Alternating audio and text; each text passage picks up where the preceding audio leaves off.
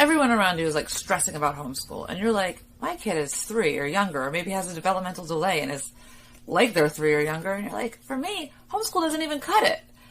But you don't want this time to go to waste. You're willing to do whatever it takes for your kid, but you don't have the training. You've come to the right place.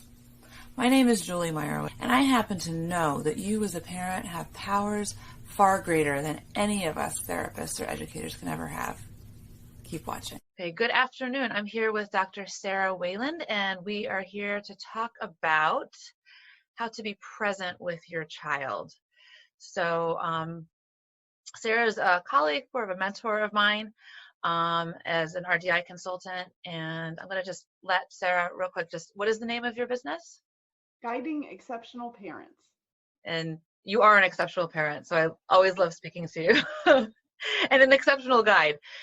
So Sarah, right now, I know that you and I, and pre and hopefully also post-pandemic world, are autism specialists. So we're going to talk a bit about that, but today we're going to gear our conversation more globally because there are a lot of parents who do not have a child on the autism spectrum who are experiencing or struggling with the topic that we're talking about today, how to be present with their child, especially in strenuous circumstances. So just real quick, why don't you introduce who you normally are?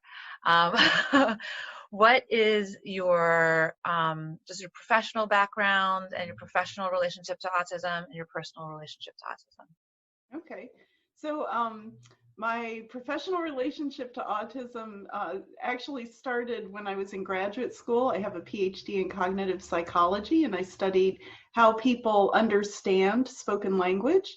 And I worked with people who had had strokes and then had problems processing spoken language after stroke. Then as I was doing my research, and then I actually shifted into software and worked in software for a while and had my kids, and they both had language processing problems. And so it's like, and of course my first thought was not, oh, my kids have language processing problems. My first thought was, oh, all those theories are wrong. So I always tell that joke on myself, but it turns out that both of them were on the autism spectrum, and language processing issues can be part of autism spectrum disorder. And so both as a mom, and then I did have the training, not that I recognized it at the time, to understand what was going on with their language issues, but not necessarily a lot of the other issues, which I then got a crash course in as a mom, and eventually found RDI and used that to help restore my relationship with my kids, which was pretty broken by that time. Yeah. How old were your kids at that time? So my youngest son started RDI when he was 8. He was diagnosed when he was 4. My older son was diagnosed when he was 8. And he was 12 when we started RDI. Okay, so you got the diagnosis around the same time. Yeah. Well, what happened was our younger son was diagnosed, and we were talking to a teacher friend, and she's like, your younger son has autism? No, she said, your older son, definitely. Oh my gosh. You're like, oh, looked at him and I let's was like, go back to developmental psych and see. So right. Right. So you've mentioned this term RDI a couple times, and that's how we know each other. I'm completing my training as an RDI consultant, and you have been an RDI consultant for a few years, but maybe you could define that. Stands for Relationship Development Intervention. It is an intervention that first aims to restore the guiding relationship between parents and children, because very often in autism, that relationship isn't working the way it should work. And for that reason, kids often have skipped developmental stages that they needed to go through. And so we first work on restoring the guiding relationship, and then we work to take the kids through those developmental steps as guided by their parents. Yeah, thank you for sharing. So I called you to do this interview today to share something that's been very poignant that you shared with me a couple of years ago when we first met, that is very relevant. And when I think about my work with families and my training in RDI that I've been going through. But I think at this moment in the world, it's very relevant, not just for parents of children on the autism spectrum or parents of children with delays or differences, but something that I think all parents are struggling with to one degree or another, is being present with their child in a stressful situation, which we're all experiencing right now. So maybe you could share, this was the beginning of your RDI experience, correct? That okay. And how that was foundational for the progress that you've made. So maybe you could speak a little bit about that child developmentally, where they were before you started the process, and developmentally where they are now, and then maybe we could go back to that key moment in making that process. So it was, where were they developmentally when you started that process? So this is my younger son, and my younger son had a lot of trouble with self-regulation. So he was at that point 8 years old chronologically. I actually don't know where he was developmentally, but definitely delayed from 8 years old. His self-regulation skills really were pretty terrible. He was very, very anxious. And he was also, he did not, I always say that there's an age when your kids start trusting you. And he never trusted me, trusted me. And so that was kind of the fundamental break that we had, that I just, because he couldn't trust me, there was no way for me to teach him. And so that's, you know, so that's what I will say. And he really felt he had to navigate the world all by himself. How did you find that out? Did you know that at that point? I did not know that at that point. I have come to learn that that's actually very common for kids with autism, that they think they're supposed to know, they're supposed to know how to navigate the world on their own. And of course they can't, because I don't. I mean, we all rely on other people to help make our way through the world, but especially when we're little, we rely on our parents. And if we don't trust our parents, then we have no one to rely on. So. Yeah, I have a question just before we move forward. You had used the word, he had trouble, or the concept that he had trouble with self-regulation. So how does that manifest? What does that look like when, either specifically you could draw from him or your professional experiences, when a child has trouble with self-regulation, what might that look like? What might that look like? So I'll give you an example. He spent a lot of time being very, very, very upset, like, you know, like throwing things and yelling and screaming and crying. So one of my stories about that is when he was maybe 3 or so, we were giving him a bath, and he hated baths because the water literally burned his skin. It just didn't feel good. He had a lot of sensory issues, but we didn't understand that at the time. So we would give him baths, and he would scream bloody murder. And so I was giving him a bath, and and my window was open in the bathroom, and I could hear a child at my next door neighbor's screaming. And I realized it was him echoing off their house and bouncing back into our house. So that's dysregulated.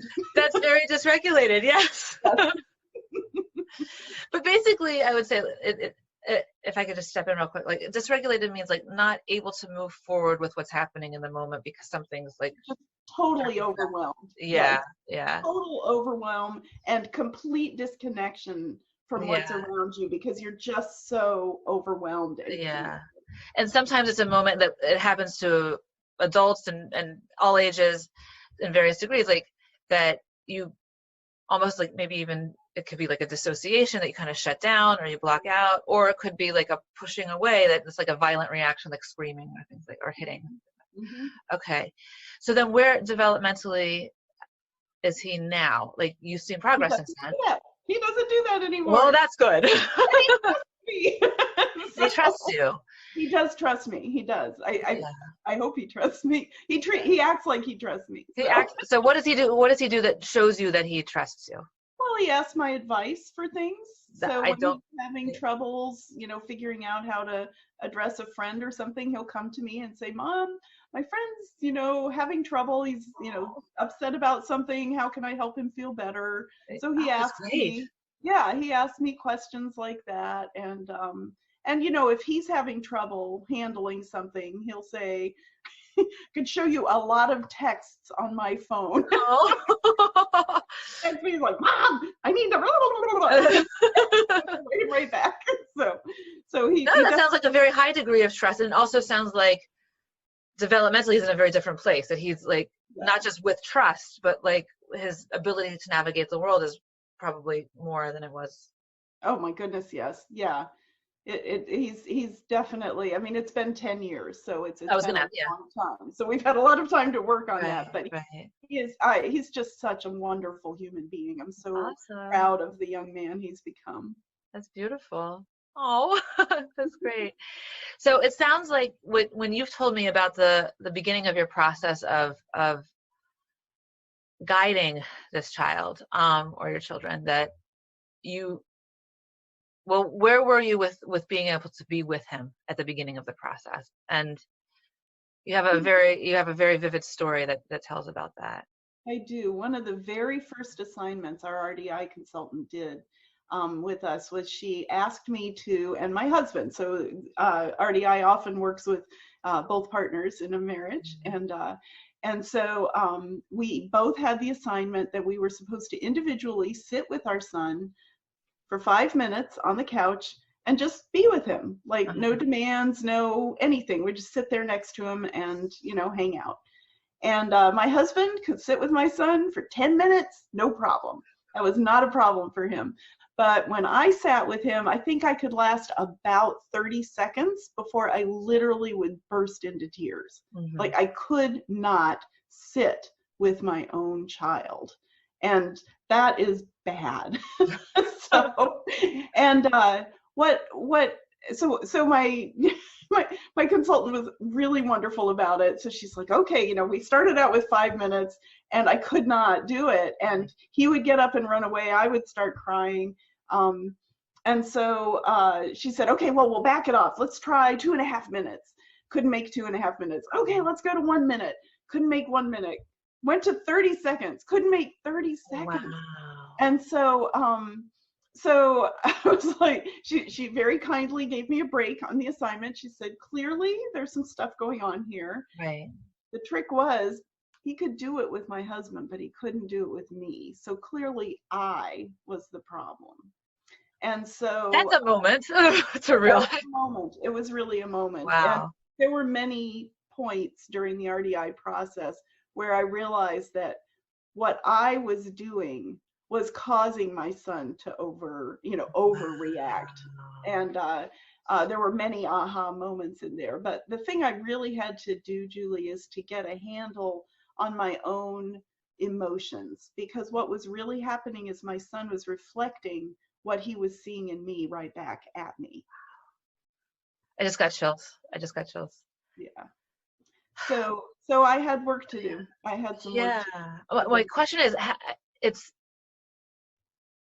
there are definitely more people in that situation, I would guess, than people ready to realize that they're in that situation.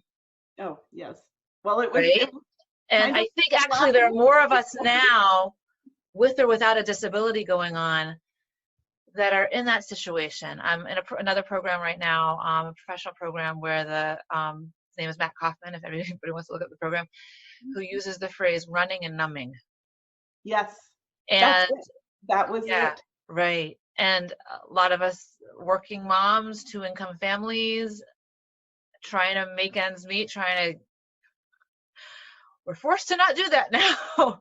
Yes, a lot of us, no more running, nowhere to go.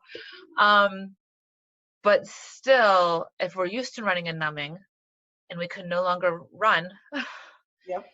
And we are now home with whatever relationship is the result of that, it's a big thing. So it is.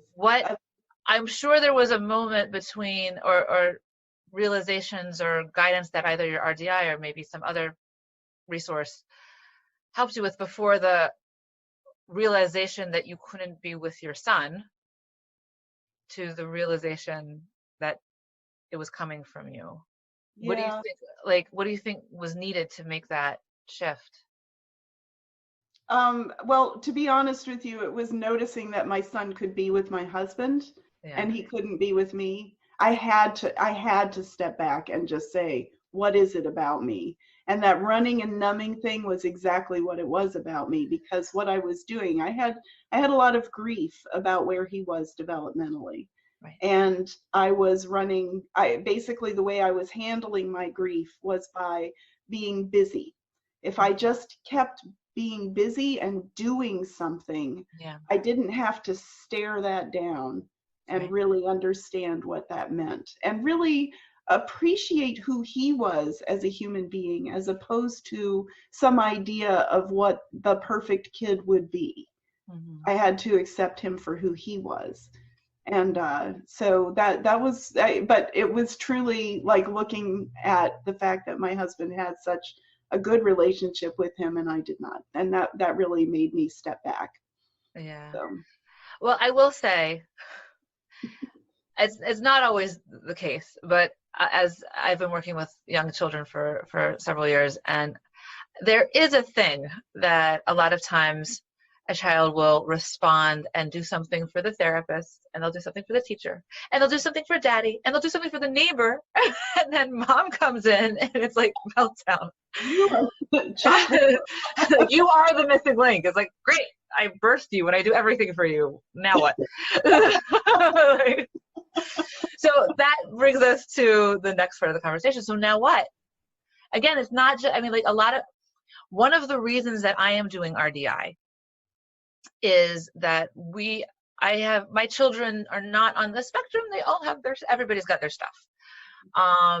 And we moved to Baltimore about 3.5 years ago, and such a way that it was a crisis situation.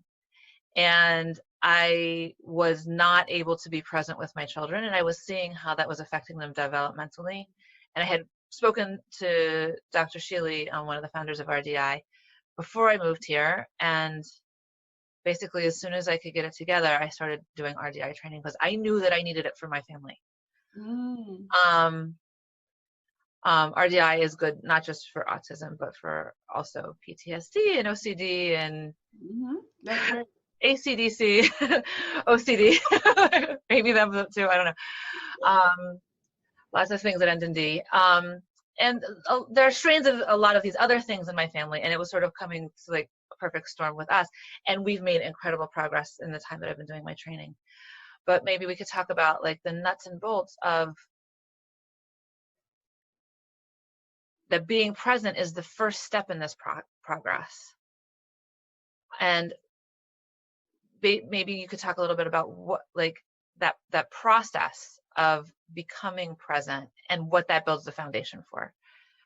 So the first thing I had to do is I had to do some work myself, understanding what my emotions were, where they were coming from, and how to address them. So I actually, I enrolled in a study, not RDI at all, but cognitive behavior therapy, enrolled in a study that was looking at depressed mothers of kids with ADHD, because at that point, he was diagnosed with ADHD, which he does have in addition to autism. That's common, yeah.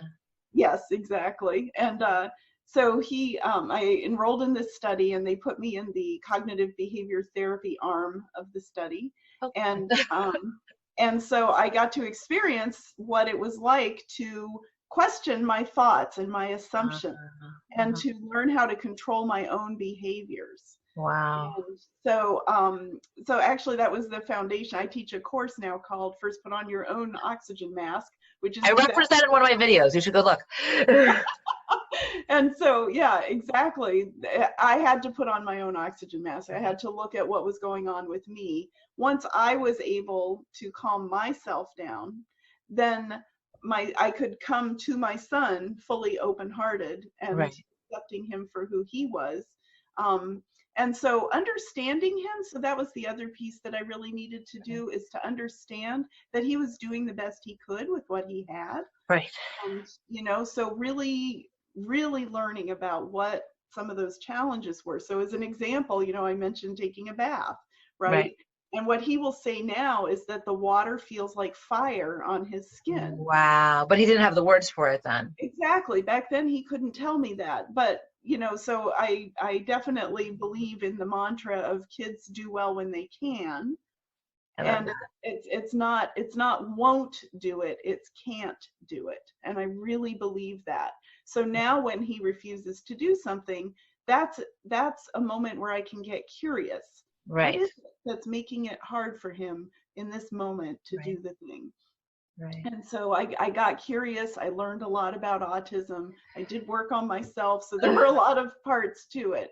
But, I think the thing that made the biggest difference for me was really, truly understanding who he was as a human being, what challenges he was struggling with, and so on. And, that's true. That's something any parent can do with their kid, is to just really, instead of coming with our assumptions about where they should be or what kids are like, let's take the kid right in front of us. What is this kid about? What does this kid need? Yeah, that's a lot of what in my work with parents that I definitely see, that a lot of times it's starting out as like, well, he understands everything, but he just refuses to talk. He understands me, but he refuses to listen. Yeah. But a lot of times it's just coming from the frustration with the situation and this assumption that and making our frustration into their, yes, we project as if they're being vindictive. Yes. When maybe they really can't, and they're seeing us as being threatening because we're pushing them to do something that they are really developmentally not ready for. Julie, there's this I'll never forget this. My son was the same son, actually. He was 11 years old, and he always had a good ability to express himself. And one day I said, hey, go put your gloves on and let's go outside for a walk. And he looked at me and he stood there. Finally, I was like, do you know what a glove is? He did not. 11 years old. He'd been wearing gloves for quite some time. Did not know the word glove. Right. And so I went to the closet and I pulled a glove out and I said, this is a glove. And he's like, oh, okay. Oh, no. So, I could have thought he's being oppositional. Like, but no, he just doesn't know what a glove is. Right? He just didn't understand. He literally had no clue what a glove was. That's a beautiful example. Yeah. And also teachers, they know what is expected of them. They need to behave. Mm-hmm.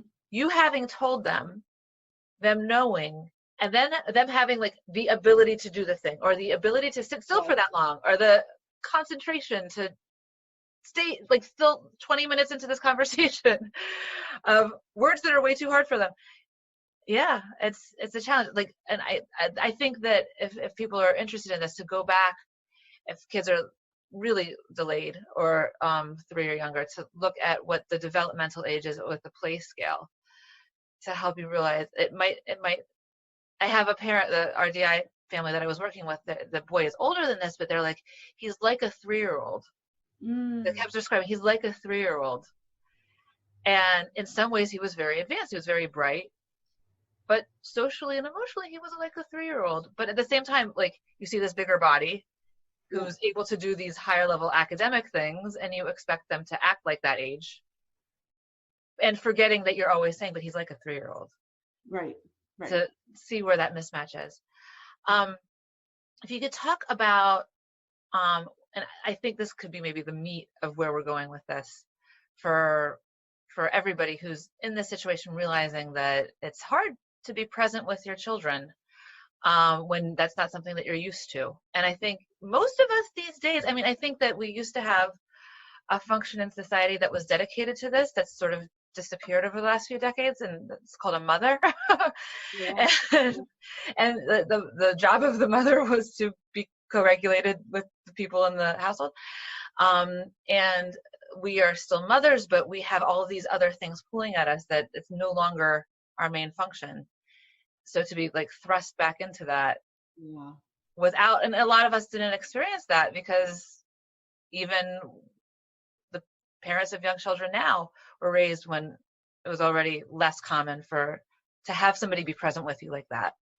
Right. And even a lot of our jobs on a day-to-day basis are not about being present with another person. It's about pushing the deadlines and getting things through. Right. So we're now like forced into this shift that a lot of us haven't even seen before, except maybe, I don't know, June Cleaver or something like that. I don't know. And I haven't watched that in decades. What was she present? I don't even know. It was usually Wally and Beavis. I don't know. Anyway, but so you do teach this course. You've been teaching this course for at least a few years, to my knowledge. The put on your own oxygen mask, gas mask first. Yeah. What is it really called? Not gas mask. Not gas mask. What is it really called? First, put on your own oxygen mask. That's more pleasant. Okay. Even that's scary, but not as scary as the other scenario. So can you give maybe some broad strokes about in the situation that people are finding themselves in now, whether it's a family that has a child that has a lot of needs, that gets a lot of supports in school, that no longer has the supports, they're alone with their child, or just a child who's developmentally normal, but we're used to having other things to occupy our children and other things drawing on us, and it's a totally different experience. Maybe some broad tips that you can offer. Well, I teach another parenting class. It's not that one, but one of the things that we talk about is time in as opposed to time out. So it's the idea is it's time with your child where you are fully present with them, and it's child directed, not adult directed. So you do not make any you don't make any demands, you don't tell them what to do, and you don't ask questions. So you can make statements. So you can, just observe what they're doing or make an observation about the situation at hand. But you respond to them, and whatever they want to do is just fine. And you can do that for a few minutes every day. I find that is an elixir that cures a host of ills. Very often when my kids are having a rough time or I'm having a rough time, just spending a little time with no expectations about how it will go really just makes a world of difference for our relationship with each other. And so that's actually my go-to strategy when I start feeling like things aren't going well. I'm just like, okay, I'm just going to go hang out with my kids 15 minutes. Not, you don't need to do more than that if you can't handle it.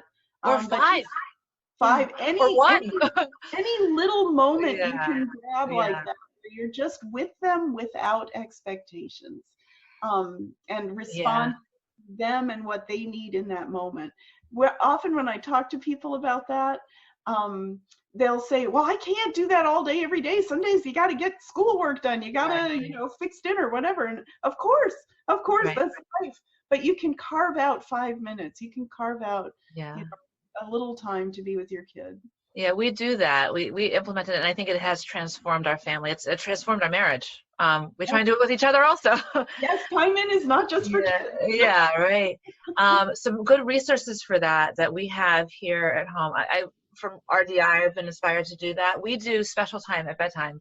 Yeah. We have the very easy mathematically way to work this out. There are 2 of us and there are 2 of them. Okay. So at dinner every night, they're like, I'm with Tati tonight. I'm with Mommy tonight. Like, and then we could kind of start like planning over the dinner table. Not everybody has that ratio, so there are other ways. Like we're 2 on 2, so that's easy. But there are other ways to work it out. It might not be that it's every night, but or different times of the day. But Patty Wipfler has this beautiful book, Listen, that I'm planning on creating some group programming around. Patty Wipfler's Listen book, and she talks about special time.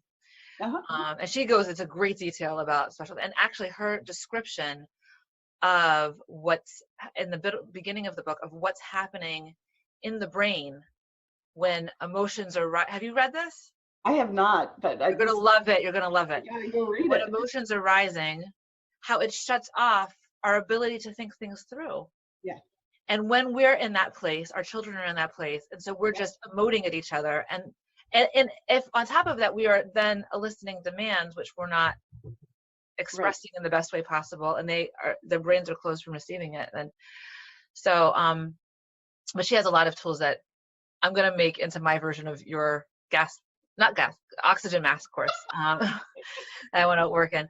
And then also Mindful Generation has, we set up the girls' cozy corners in the living room with posters from Mindful Generation. I've seen them. They're amazing. Yeah, they have decks of cards. The girls play Go Fish with them and everything. And they have different animals. And I think they talk about something maybe Eastern, maybe about like the chakras or something, like different kinds of energy and different ways of, and then there are also games. Peaceful, oh my gosh. Peaceable Kingdom, I think, is a series of games that work cooperatively together. Yeah.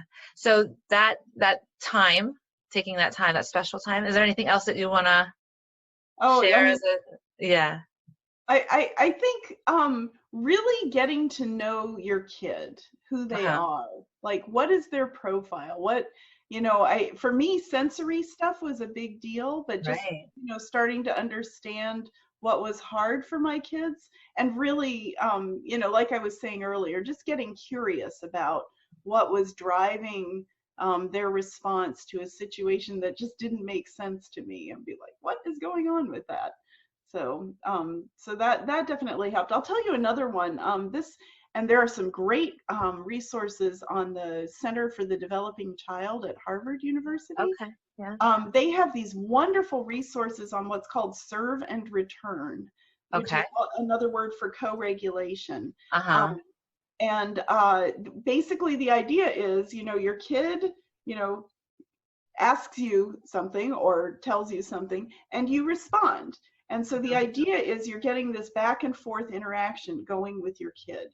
And for me, learning how to get that back and forth interaction going without demands as part of it.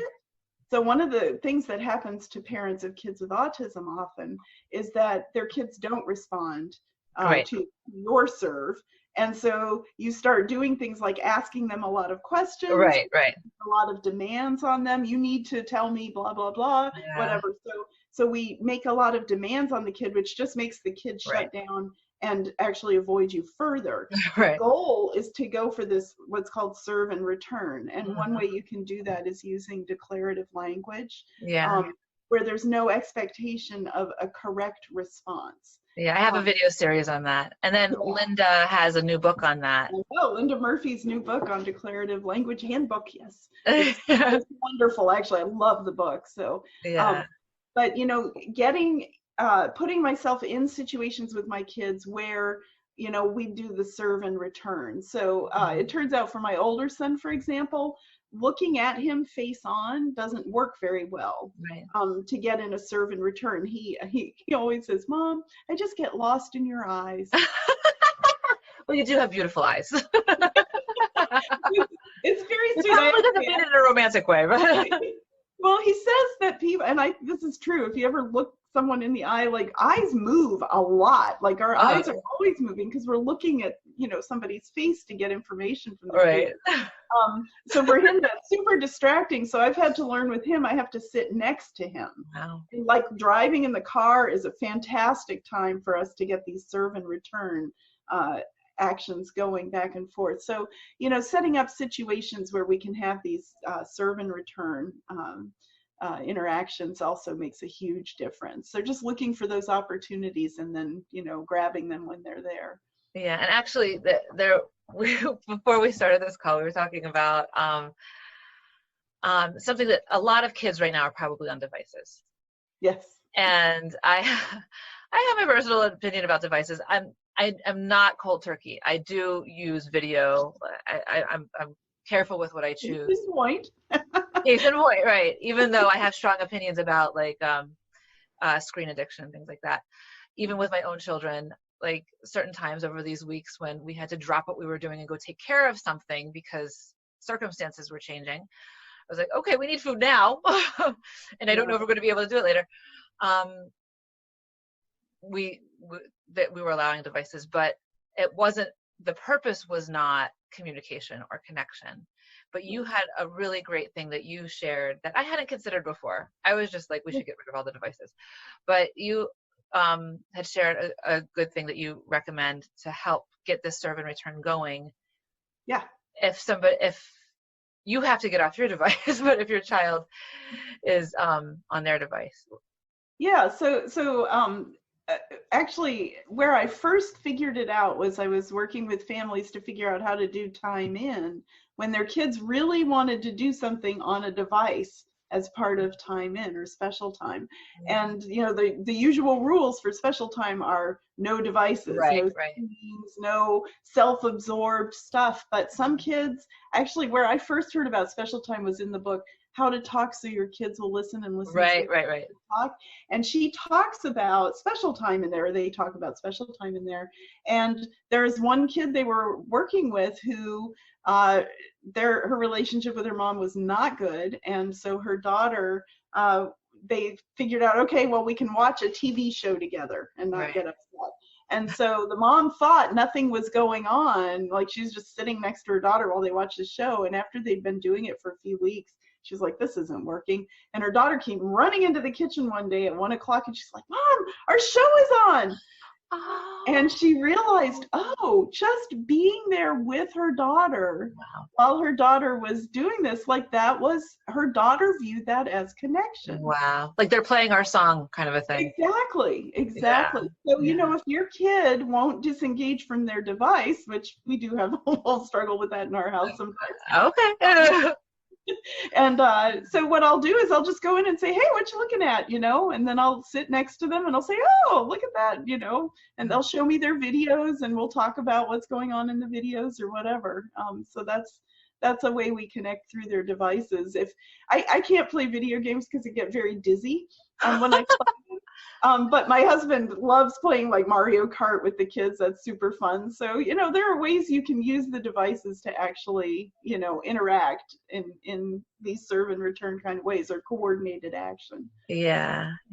So I definitely learned something from you today because I have often seen the devices as a barrier to development and communication and connection, but there's sort of like a version, like a first step, 101 to like kind of wedge that out, and then as you're using it to strengthen that relationship, you can maybe start to like ease into something that's just like less device and more relationship.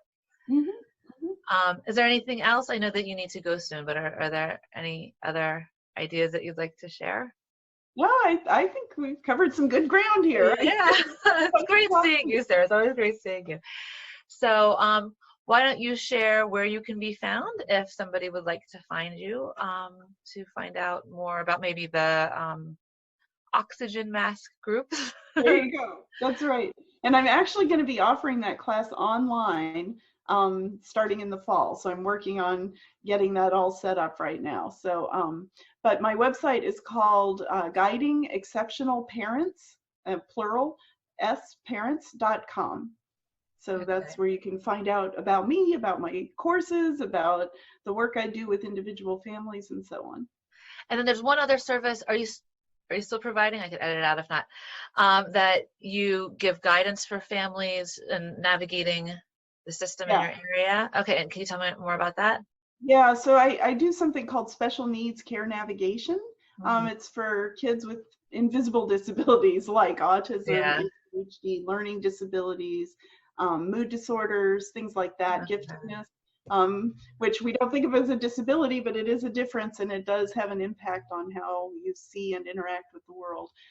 So what I do is I work with parents to figure out how to get supports in place so that their kids, feel good about the world. And so that involves working with school teams, working, at home to figure out how to construct your environment to, be supportive for the kids. And then also in the community. One thing that happens, for example, to families is that their faith communities are not supportive of kids with disabilities always. So one of the things I try to do is collect like faith communities in different religious traditions that are supportive of kids with differences. So that's just an example of a community support. But, you know, things like summer camps and stuff like that, sometimes our kids with disabilities don't have the option to go to the same summer camps other kids get to go to.